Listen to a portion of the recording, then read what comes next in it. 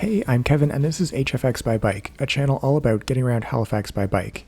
The Wyse Road protected bike lanes run for the full length of Wyse Road in Dartmouth and are the main way that people getting around by bike access the Halifax Peninsula via the Macdonald Bridge.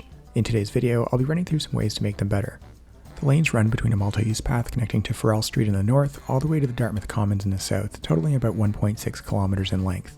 The main connections are to Farrell Street, the Macdonald Bridge, and the Dartmouth Commons, although there are plans to extend a path up Nantucket to a future bikeway on Slater Street.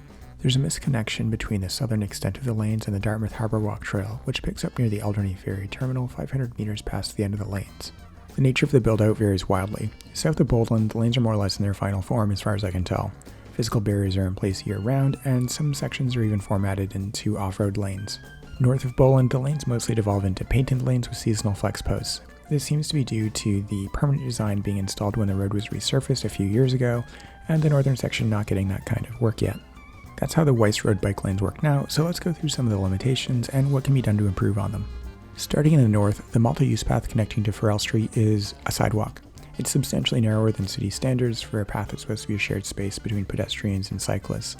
There don't seem to be any physical constraints on expanding it to the conventional width and design, so I'll just do that.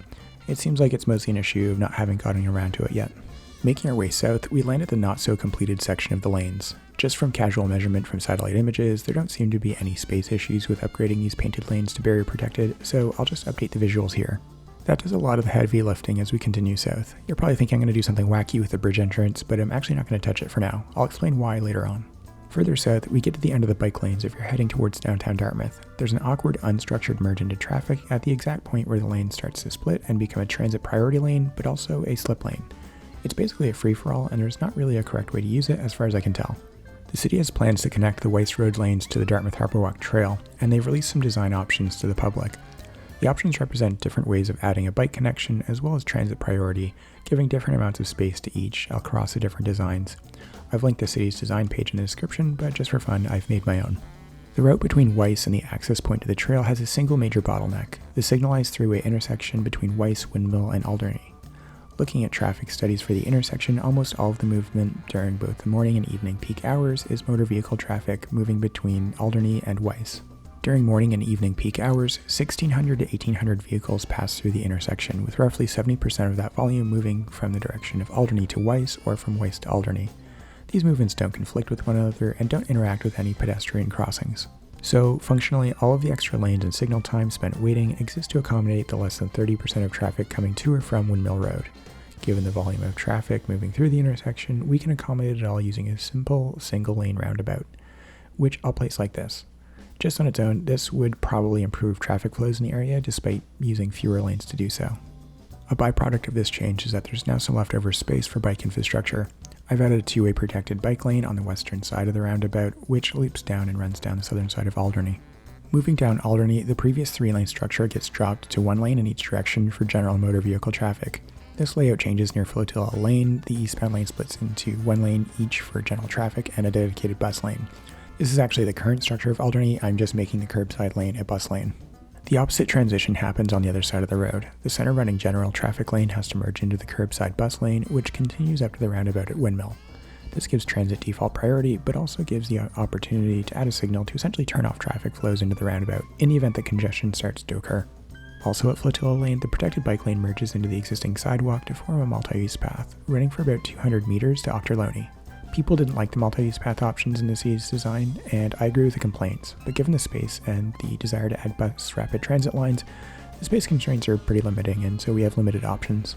There might be space to have both a sidewalk and a two-way bike lane off the side of the road, but there wouldn't be any space to have a barrier between them, I think. So whichever your preferred configuration is, either an extra wide multi-use path or separated pedestrian and bike spaces, just imagine I did that for the sake of argument.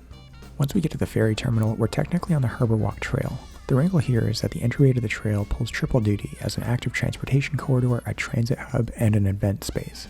It's never optimized for movement, and it's frequently a forced dismount. The cheapest fix is to just, as much as possible, delineate the space for movement and the space for transit and event access, and limit the ability to move between the two.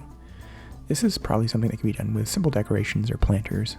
On the other side of the ferry terminal, the trail mostly continues as normal. The section just near the park is a little on the narrow side and should be widened the next time it's recapitalized. Likewise, on approach to the intersection between Alderney and King, the multi-use path changes format to a sidewalk, but retains the function of a shared space. Same deal as before, replace it with an appropriate format once the funds become available. From there, just adding a crossride to the other side of King sets us off towards Dartmouth Cove, which is out of scope for this video. Heading back up to the proposed roundabout at Windmill, I propose connecting a two-way bike lane into a series of one-way bike lanes on Wyse. Someone biking up the lanes to get to the bridge would get to the intersection with Thistle, cross to the northern side, bike 90 seconds to the bridge entrance, wait for the light, bike across, wait for the light again, bike to the other side, potentially wait at one more set of lights at the turn lane before crossing to the bridge bikeway.